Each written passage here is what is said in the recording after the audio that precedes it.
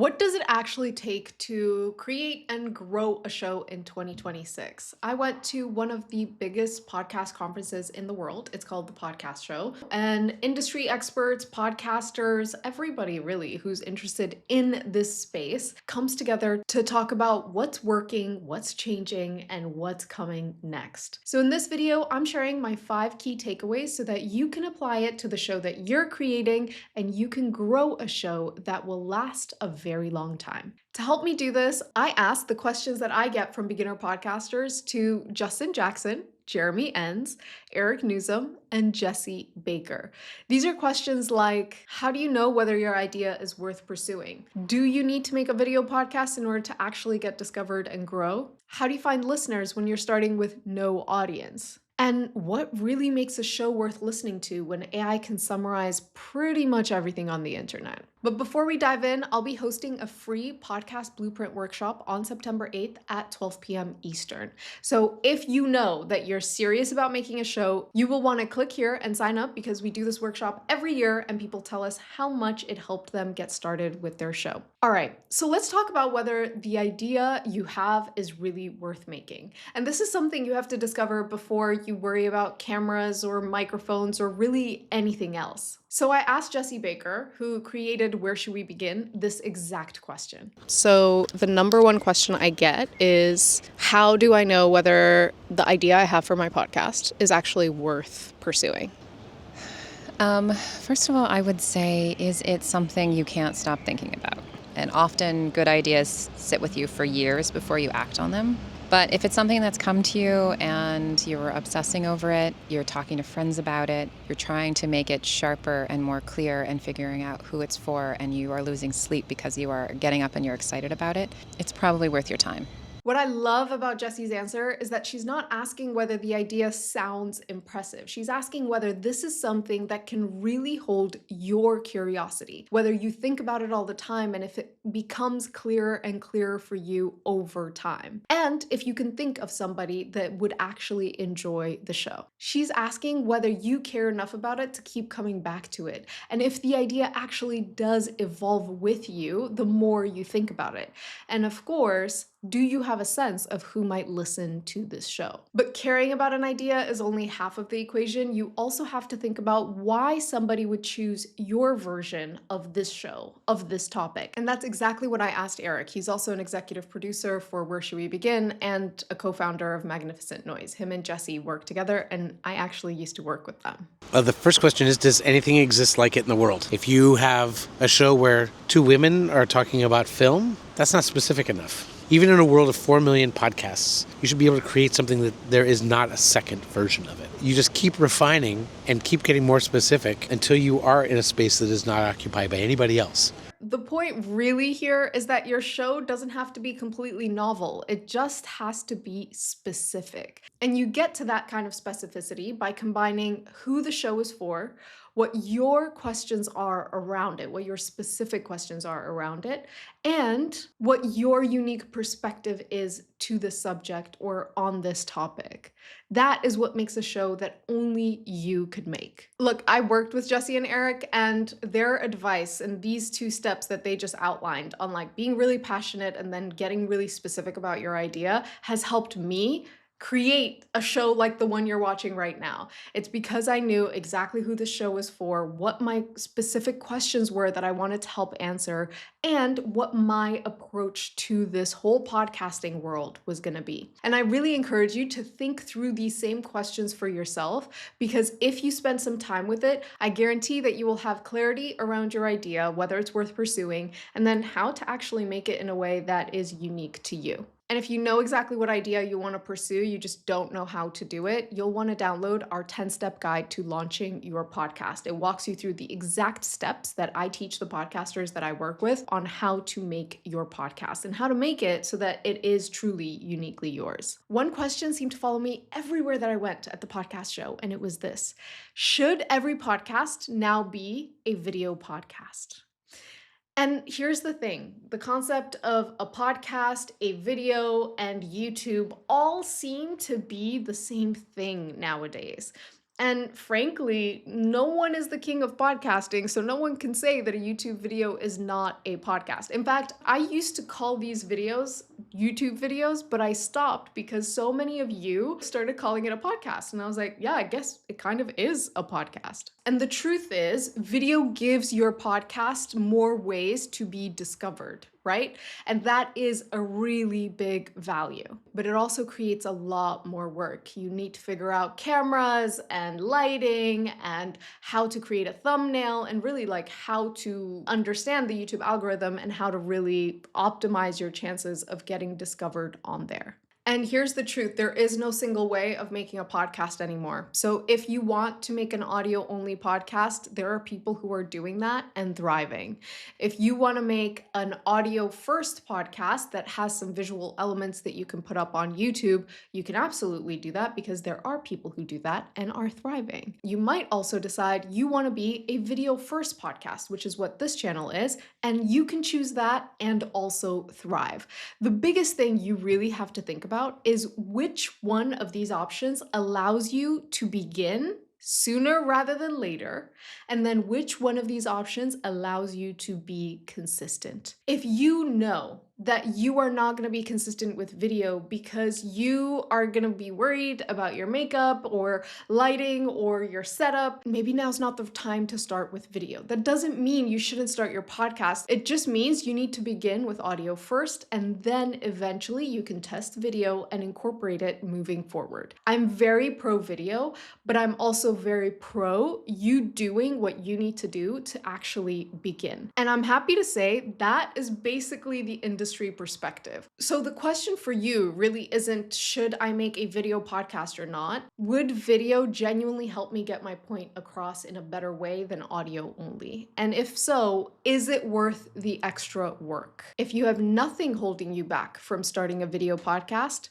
start with video first today. Because video does give your show more of an opportunity to be seen. But just because you started video, it doesn't mean that people will choose your show and keep following it. Which brings us to the next question. If you're starting with no audience, how do you actually get discovered in the first place? And listen, I gave that question directly to Jeremy Enns because he runs the Podcast Marketing Academy, so there is no one better to help answer this. So the question I get all the time is, how will I get listeners for my podcast if I don't have an audience yet? So Jeremy, let's start with you. I mean, I think the thing is there's two pieces to this. A lot of times people think about the exposure piece, which is true. You do need to get in front of people if they're going to find your show. Yeah. The second piece that people don't really think about is what I call the attraction piece. And so there's this piece that just being visible is not actually enough, that you need to have a show that when people see it, in the context of everything else that they're seeing all day, they're like, wow, that looks interesting. I want to click into that. Okay, let me explain what Jeremy's saying because this is super important and a lot of people miss this. Discoverability is about two things. Exposure, which is people seeing you for the first time or seeing your show for the first time. And then attraction, which is how people choose to keep coming back to your show. Most podcasters treat discoverability like a traffic problem. They think they need more clips. They need to get on other people's podcasts quickly. They need to get a bigger platform. When really, if someone sees your show and they're not sure whether it's for them or not, you don't have a traffic problem. You have an attraction problem. You want to give your show this 5-second test before you start worrying about why not enough people are listening to your show. Is it clear what the promise of your show is based on the title, the cover, and the podcast description? And really what we want is for people to be able to read the description or see the title, see the thumbnail, and know exactly who it's for and why they should choose it. Once that's clear, you can start getting the word out. If you're going to do a podcast about it, you should be able to think of 20, 50, 100 people that you could email directly and say, hey, I've just made the show. It's made for people like you. I would love for you to listen to it and then tell me what you think. I think that's the best way. Your first distribution plan can be to just email 20 people who you think would love this. You don't need to worry about the 20,000 followers that you hope to get someday. That will come, but you have to focus on what is accessible to you right now. Send them the show and then ask them what made them curious. Where did they lose interest? And if you find that they can't describe the value of their show very clearly, then you have a problem with the promise of your show, not with the Spotify or Apple algorithm. And what's great about this is that it gives you a much simpler growth loop. But getting someone to press play is just the beginning. You need to give them a reason to stay. Now, there's one person who really made me think a lot about what makes a show really worth listening to. And very controversial. This woman's name is Janine Wright. She started a podcasting company called Inception AI. And basically, it's an entirely AI podcast agency. All their hosts are AI, most of their producers are AI. And most of the people at the podcast show really were not happy with this lady because there's a lot that could go wrong with having an entirely AI run podcast. What we believe is the world's first totally autonomous podcaster. It just does its own thing without any human contribution of content. So we manage them the same way that somebody would manage a real life podcaster in their network. We communicate with them via Slack. But I think, to be honest, an entirely AI-made podcast is really not the threat that most people think it is. The real threat is when people skip your podcast episodes, the one that you, the human, made, because the AI summary of it is easier and just better. That question really stuck with me because it highlights a major shift in how we think about content. If AI's summary of your show is the same or better as what you're making, then we have a problem. Because the truth is that most people are not coming to podcasts for facts. They're coming to a podcast because they are seeking some sort of transformation for themselves. And part of that is whether they connect with the host, whether the personality, the style of the show really speaks to them. And it is that unique combination of things that makes the experience of listening to a show actually worth it. Which also means to keep people coming back, you need a clear format. Jeremy mentioned a podcast called 3 Books, where every guest talks about the 3 books that helped shape their life. And that's really all a format is. It's not some complex system that you need to build. It's just a repeatable promise that your audience knows that they can keep coming back for. And honestly, I don't think you can figure out your format by just thinking about it. I think you have to actually start making your show, and the format will reveal itself. And I discovered this many times over my career as a podcaster. One of the times was when I was making This Is Dating. We set people up on dates and we recorded the dates, but we weren't really sure what it was going to sound like until we started making it and discovered what made sense and what didn't. Before I ever did this professionally, I had a show called Depth and Candor. It was a tiny little show, and I had to experiment with lots of different formats to figure out what really made sense for me as a host and for my listeners. And it was at the time that I was making this show that I met Jesse. You need to figure out how to record, how to screw it up, how to edit. So don't be afraid to go out and get some tape and make mistakes, ask stupid questions. It's okay. We're all kind of figuring this out together, and learning to play in the beginning will serve you really well.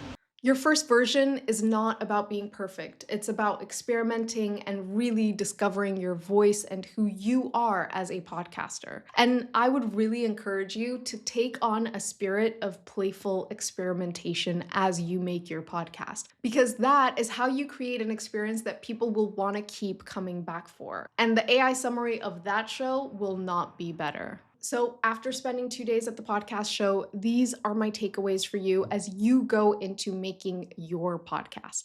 1, choose an idea that you're passionate about and a perspective that is uniquely yours. 2, pick the simplest production process that you can actually stick with long term and do that. 3, make a clear promise to your audience and then keep focusing on connecting with them. 4, start publishing and develop a format along the way.